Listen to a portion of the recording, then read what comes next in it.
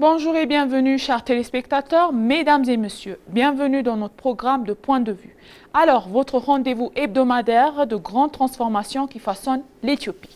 Cette semaine donc, nous vous proposons un exercice vraiment qui est essentiel, qui sont les tests des 5 dernières années de la réforme de la capacité nationale.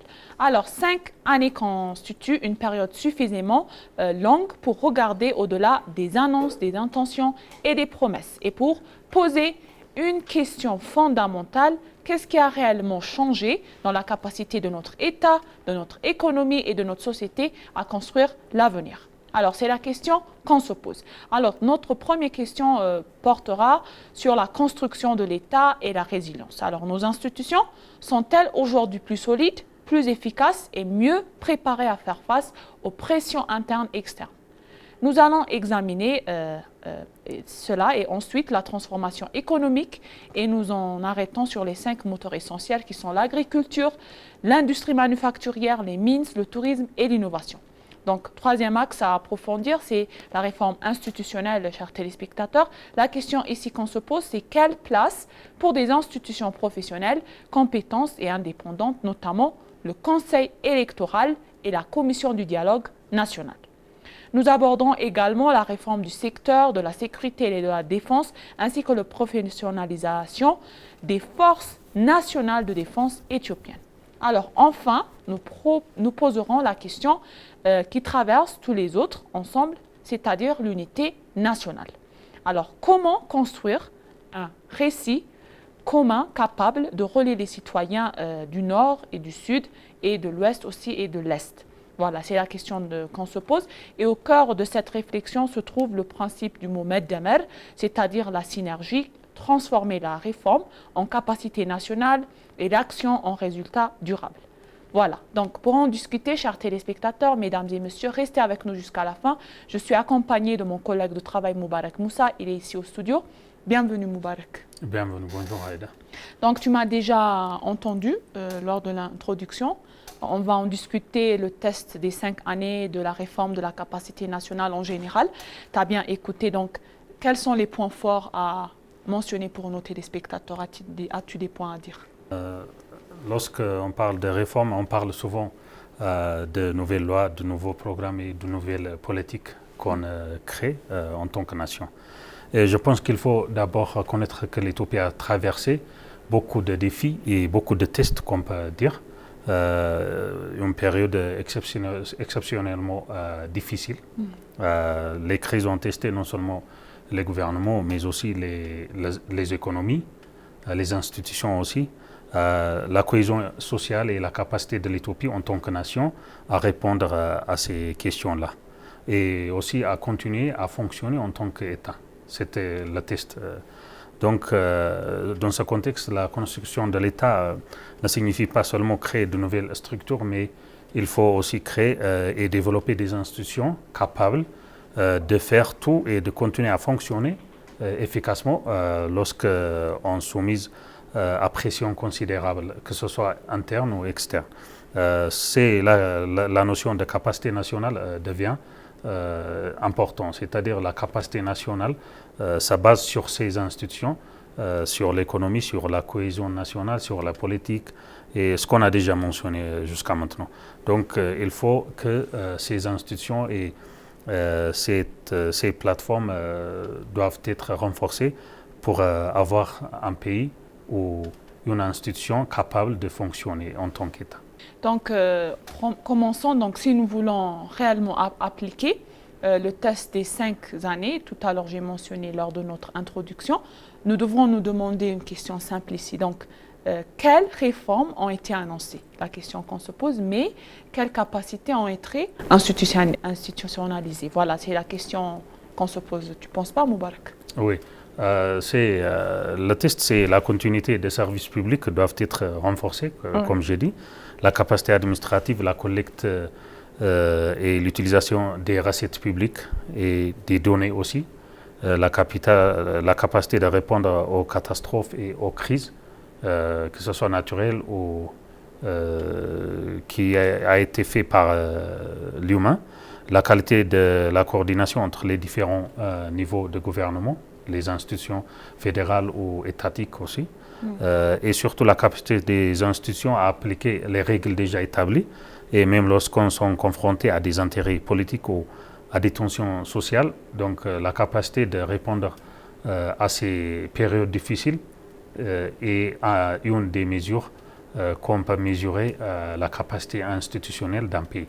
Et c'est là qu'après une première difficulté, il y a une institution qui peut être nouvellement, sans être forte, on peut le dire, et elle peut avoir une nouvelle loi, un nouveau bâtiment, un nouveau budget, donc toutes les choses sont nouveaux, mais manquer de personnes qualifiées, de donner des procédures ou de l'indépendance. C'est la question qu'on se pose. Donc, on peut dire en général, Moubarak, est-ce que l'Éthiopie a suffisamment investi dans cette dimension invisible de la construction de l'État?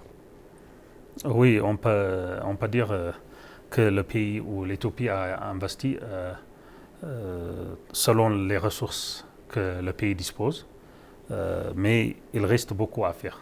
C'est-à-dire qu'il y a beaucoup de travaux à faire, et selon le potentiel que l'Éthiopie possède, on n'a pas assez travaillé ensemble. C'est-à-dire il reste beaucoup de travail, parce qu'on a plus de potentiel que ça. Donc elle peut avoir la construction institutionnelle est un processus long. Ce n'est pas un projet qu'on commence à un temps défini et qu'on termine, mais il prend du temps, c'est-à-dire il va apparaître peut-être dans les générations. Peut-être on ne peut pas répondre à quelques questions dans cette génération. Donc il faut une génération pour répondre à certaines questions même. Donc le véritable test sera donc la continuité. Il faut continuer à fonctionner en tant qu'État, et ce que les institutions fonctionneront selon des règles prévisibles, y compris lorsque les circonstances deviennent difficiles, dans les périodes difficiles, dans les périodes où il y a plus de défis. C'est là qu'on peut mesurer la capacité des institutions d'un État. Oui, et une réforme réussie doit finir par appartenir à l'institution et non à un individu. C'est-à-dire, s'il y a un individu qui a apporté une réforme, la véritable réforme est considérée quand cette réforme est établie en tant qu'institution, c'est-à-dire en tant que culture dans les institutions nationales. Donc à ce moment-là, on peut dire que c'est une réforme, véritable réforme. Oui, très bien, Moubarak, tu as bien expliqué. Autrement dit, on peut dire que cette réforme doit suivre aux personnes qui l'ont lancée. Donc, que penses-tu au-delà de cela? On a bien parlé à propos des tests de ces 5 dernières années. Donc, on a un très grand potentiel. L'Éthiopie est un pays qui est en train de se développer, qui lui attend beaucoup de choses à l'avenir, même un message à transmettre pour les générations futures. Donc, ça ne doit pas être arrêté à ce moment, Moubarak. On doit poursuivre, on doit travailler fort. Même pas fort, mais très, très, très, très fort. Je n'ai pas un mot à dire. Donc, je peux dire que cela maintenant, pour le moment. Oui, ils peuvent comprendre les réformes institutionnelles, comme je l'ai déjà mentionné, mais à la fin du mois, ils veulent savoir est-ce que leurs revenus augmentent, est-ce que les prix sont supportables, est-ce que leurs enfants trouvent un emploi en tant que citoyen. Le deuxième test est donc celui de la transformation économique.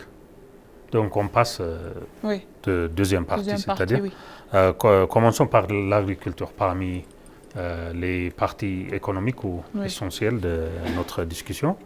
Donc l'agriculture est, comme tu sais, c'est l'épine dorsale de notre économie. Économie, voilà. Donc on va parler un peu de l'agriculture ici. Donc l'agriculture est fondamentale pour notre économie, comme je dis, mais la véritable transformation, consiste à passer d'une agriculture basée de manière traditionnelle à une agriculture moderne. C'est-à-dire qu'il faut utiliser des machines, c'est-à-dire une agriculture mécanisée, on peut dire. Donc on doit utiliser ça en ajoutant des valeurs.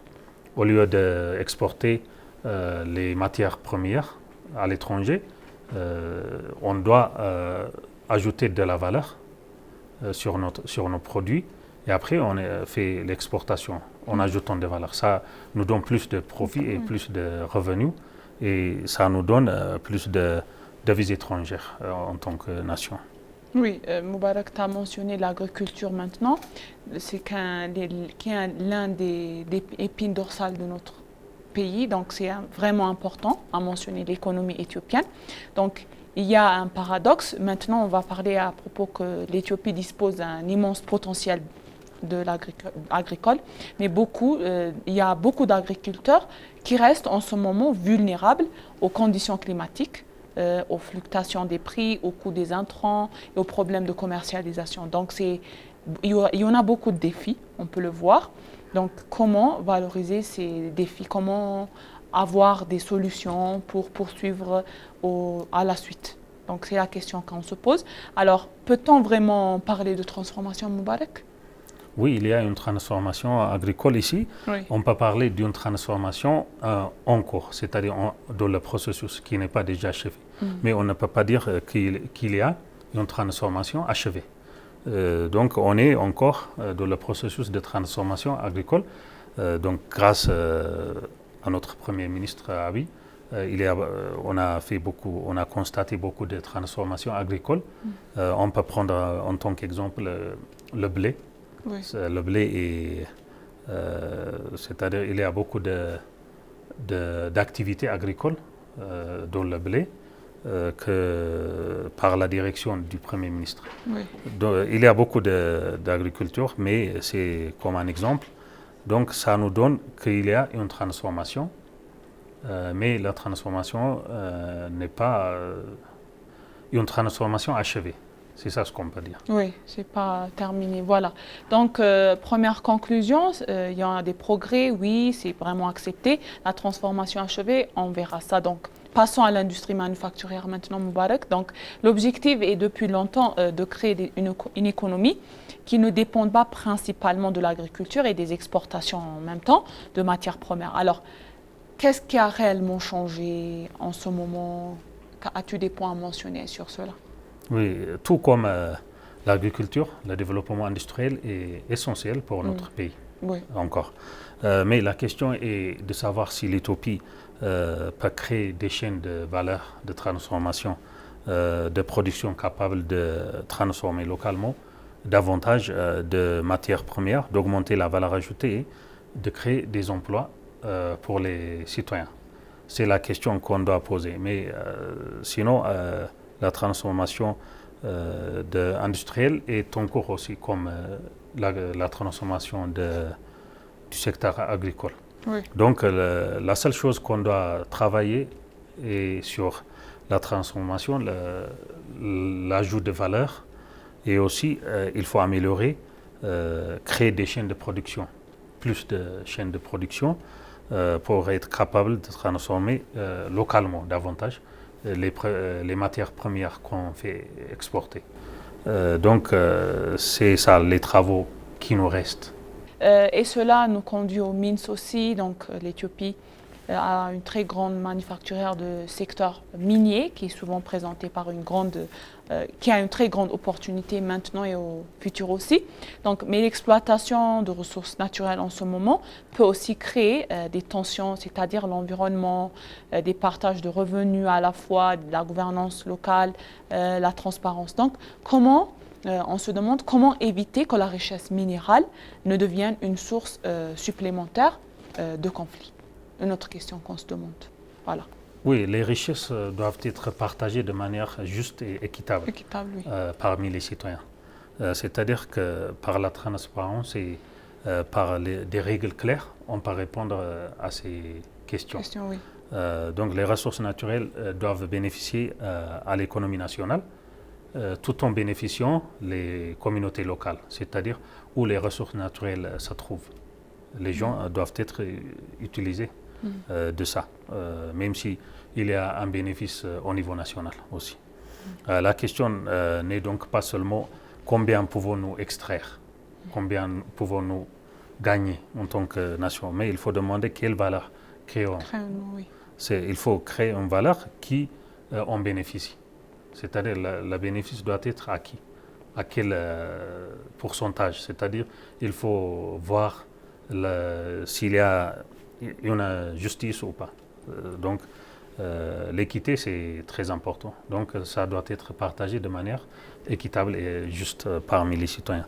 Donc, nous nous demandons comme ça, et comment protégeons-nous l'environnement et les générations futures tout en utilisant ces ressources-là. Donc, d'une part, on utilise ces ressources, mais sans toucher l'environnement, c'est-à-dire l'écosystème. L'écosystème, voilà, tu as bien mentionné, donc très bien.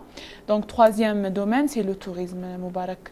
Un de ces jours, mais maintenant aussi, dans les années passées, on est en train de voir que notre pays est en train d'améliorer ses compétences, donc ses travaux en général, en lien avec le tourisme. Donc, on a de très bons liens avec les pays voisins, les pays européens, les pays des nations. Beaucoup de personnes viennent ici en Éthiopie et à Addis Abeba aussi pour visiter divers endroits qui sont maintenant, je peux le dire, magnifiques pour voir. Et le tourisme, le secteur du tourisme est en train de s'améliorer, de grandir et de devenir même vaste. Donc l'Éthiopie, ça possède une histoire, une culture, des paysages et un patrimoine extraordinaire en ce moment. Et à la fois, il y a aussi des infrastructures, on peut le dire, de sécurité, de services, une promotion internationale et surtout une expérience fiable pour le visiteur. Donc, j'ai déjà mentionné, ça attire le tourisme pour venir ici. Donc, on a une très grande chose à mentionner pour nos téléspectateurs. Venez visiter l'Éthiopie, car l'Éthiopie a maintenant construit beaucoup d'endroits, divers endroits même, qui sont magnifiques pour visiter. Et notre tourisme est en train de s'améliorer. Oui, il y a une expansion des sites touristiques aussi. Voilà. C'était seulement dans les zones urbaines, dans les zones rurales.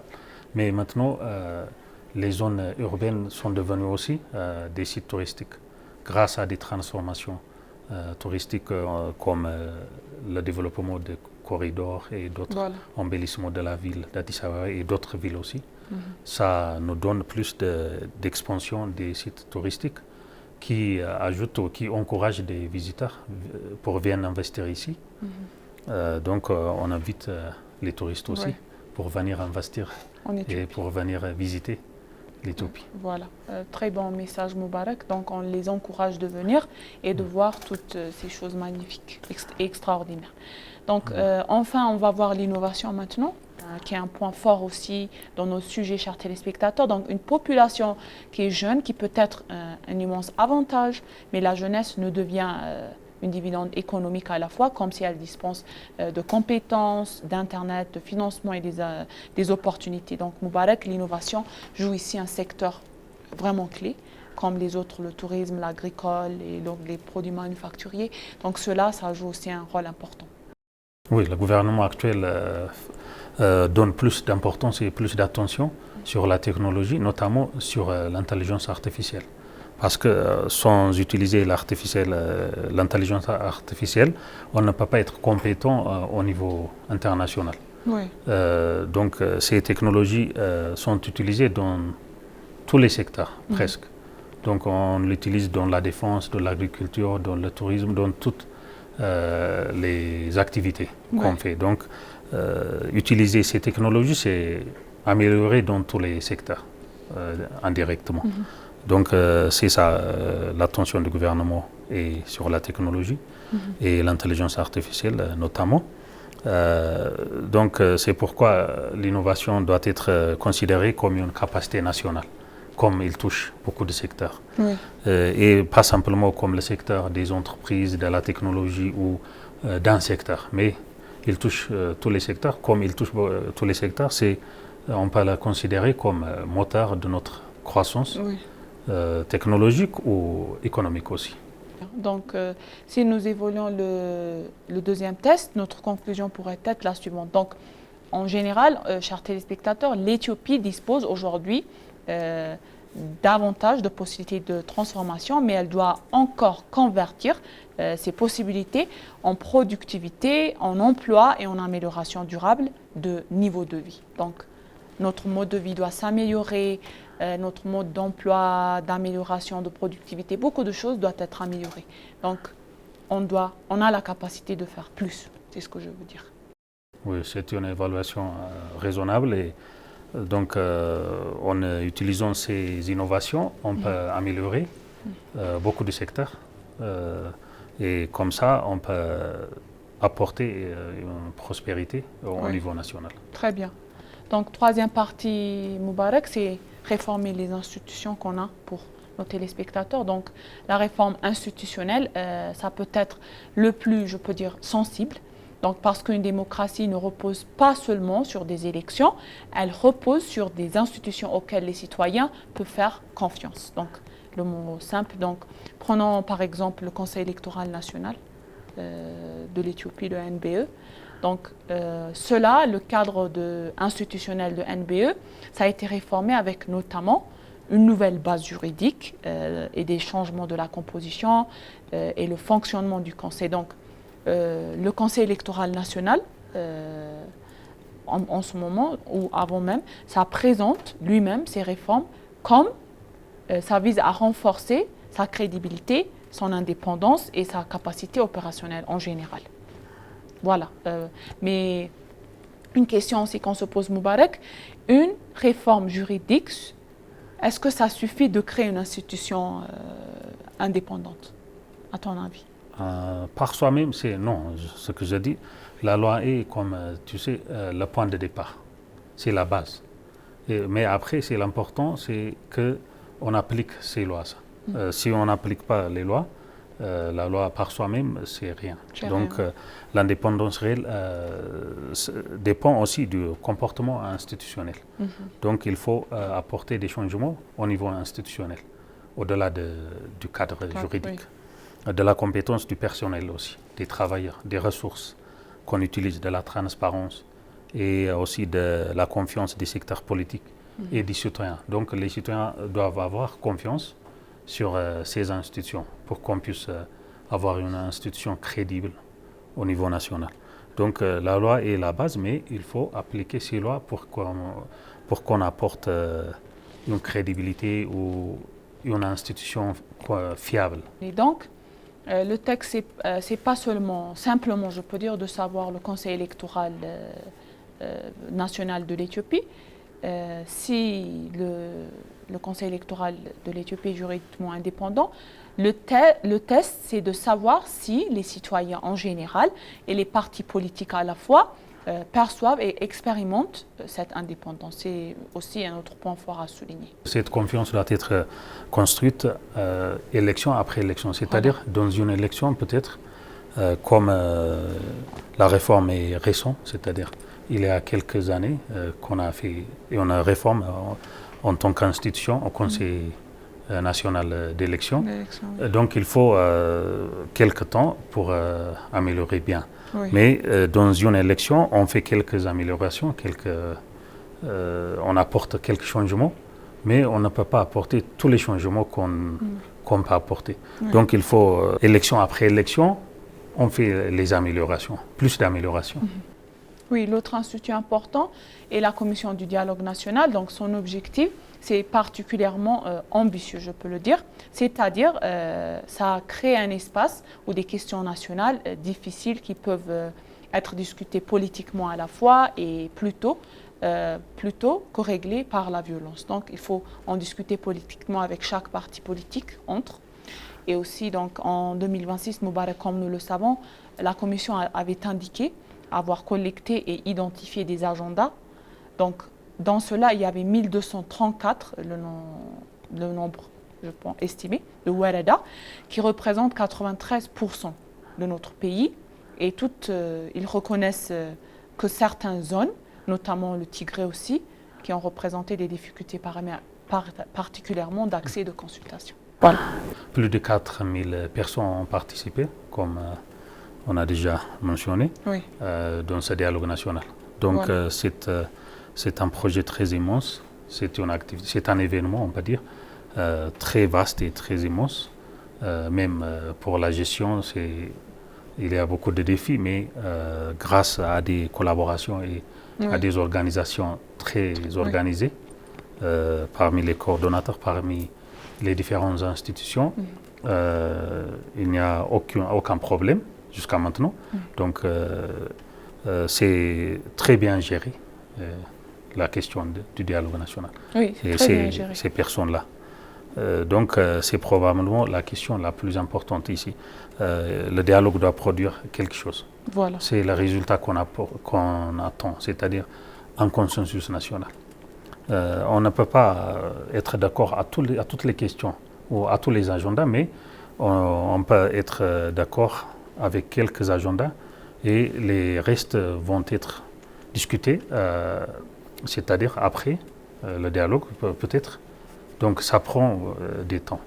Mais si on est d'accord dans la principale question nationale, c'est la plus importante de ce dialogue national. Ce n'est pas de répondre à toutes les questions. Oui. Donc ça doit être considéré comme ça. Il doit permettre de clarifier des accords, c'est ça, de construire des compromis. Oui. Et lorsque c'est possible de transformer les conclusions en institutions, c'est-à-dire dans les partis exécutifs aussi, politique publique ou mécanisme de règlement de conflits. Donc il y a un autre aussi défi, c'est l'inclusivité Moubarak. Donc une commission peut consulter des milliers de citoyens en ce moment, mais si il y a certaines voix qui sont importantes, ça reste absente et la légitimité du processus peut être contestée, n'est-ce pas?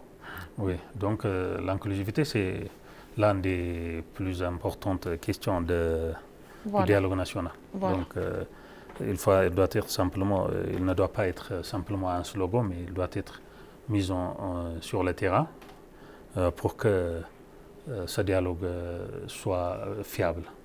Oui, tu as très bien mentionné. Donc le troisième test, c'est une institution qui est forte, qui n'est pas seulement une institution créée par la loi. Donc tout à l'heure, tu as mentionné, il faut le mettre en place et créer quelque chose d'important. Et c'est une institution qui peut dire non, qui peut appliquer les règles à la fois et accepter même la critique et continuer à fonctionner.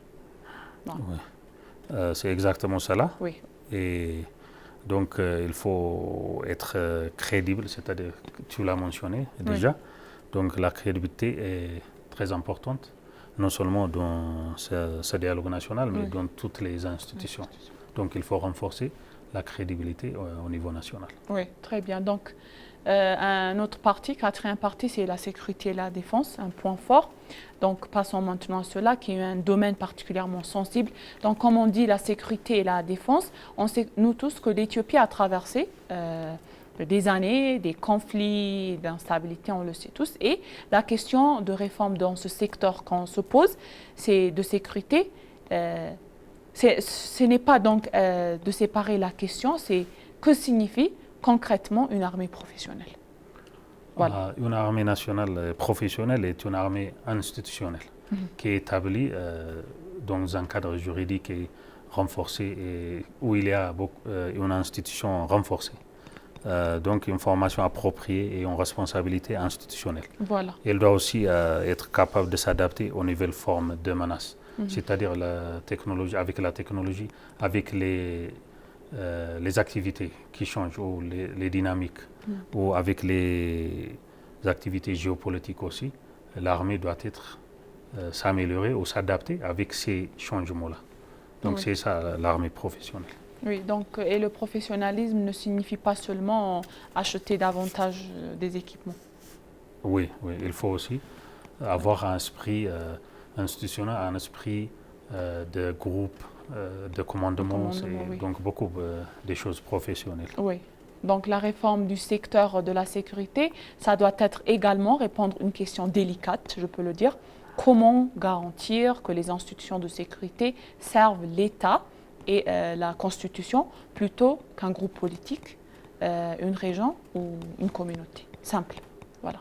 Oui, c'est pourquoi l'institution est essentielle. C'est pourquoi qu'on dit comme ça. Et une force nationale doit être nationale dans son identité, professionnelle, dans son fonctionnement et soumise aux institutionnels constitutionnels. Oui. Ça doit être le comportement. Tu as très bien mentionné, donc, mais soyons réalistes. Donc, dans un pays qui est confronté avec des tensions internes, la réforme, je peux le dire, de la sécurité ne peut pas être uniquement militaire, Moubarak. Il faut savoir qu'elle implique aussi la police, la justice, les administrations régionales, les préventions des conflits, et la capacité à la fois de l'État à résoudre aussi les problèmes, comment résoudre les problèmes, comment leur mettre en place, comment servir les citoyens et avant qu'ils ne deviennent violents. Voilà. C'est-à-dire qu'il concerne toutes les parties prenantes et toutes les forces de défense, y compris la défense, la police ou autres aussi. Oui. Oui, je suis d'accord. La sécurité durable ne se construit pas uniquement avec des capacités coercives. Voilà. C'est avec la force. Mais elle se construit aussi avec la justice, comme tu l'as dit, le développement, la confiance et des institutions capables de résoudre les différends d'autres manières aussi. Oui, donc un quatrième test à passer Moubarak, la véritable réforme de notre secteur de la sécurité, ça sera jugé moins par la puissance brute des institutions que par des professionnalismes. Donc, leur discipline, leur responsabilité et leur capacité, c'est de protéger les citoyens. Voilà, un secteur clé à mentionner. Donc, l'unité nationale, il y a beaucoup de points à mentionner. Donc, l'unité nationale, on a déjà parlé un petit peu au premier début, comme tu l'as à l'introduction. Merci Moubarak pour toutes tes informations. Donc, pour conclure, au terme de ce point de vue, chers téléspectateurs, les tests des 5 dernières années nous ramènent à une évidence. Donc, comme on dit cela, une réforme ne prend véritablement son sens que lorsqu'elle devient une capacité durable de l'État et même une réalité perceptible dans la vie des citoyens. Donc, construire un État résilient, c'est vraiment important. Transformer l'économie, renforcer des institutions professionnelles et crédibles, professionnaliser le secteur de la sécurité et de la défense et surtout consolider l'unité nationale. Donc, ces 5 dimensions sont étroitement liées. Donc, le principe de Meddemer, la synergie appelle précisément à cette convergence, c'est-à-dire unir les institutions, les régions, les citoyens, les compétences et les ressources autour d'un projet national commun. Donc, c'est ça. Donc, merci, chers téléspectateurs, de nous avoir suivis aujourd'hui dans notre programme de Point de vue. C'était moi, Aïda Garremo, et mon collègue de travail Moubarak Moussa, ici au studio. Donc, on vous remercie et on vous souhaite une bonne journée.